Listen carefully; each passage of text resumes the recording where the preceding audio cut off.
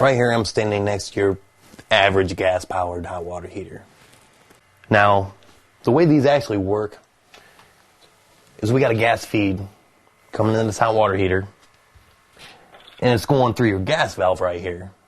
This gas valve actually tells you how much gas is going to go to your hot water heater to allow how much flame is going to be to heat your hot water. Now, these burners on these hot water heaters are on the bottom of your hot water heater, which, when your gas runs through it, it makes a fire, and it heats it from the bottom up. These hot water heaters are very efficient and a lot better than electric in my opinion as far as recovery times. Now, as your gas valve runs and heats your hot water, there's going to be a fume that comes off your flame. That's when we come to the flue pipe.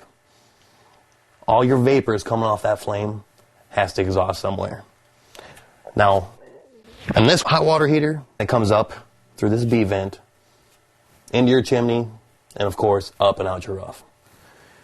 One other option they have for these hot water heaters is a power vent method.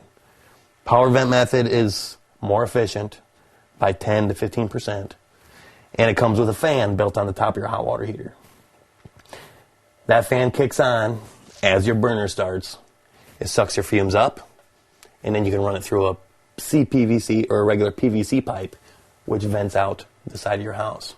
At a very low, it's very easy to install, not too bad whatsoever. Where if you're going from an electric hot water heater to a gas and you have no chimney, power vent would be the best way to go.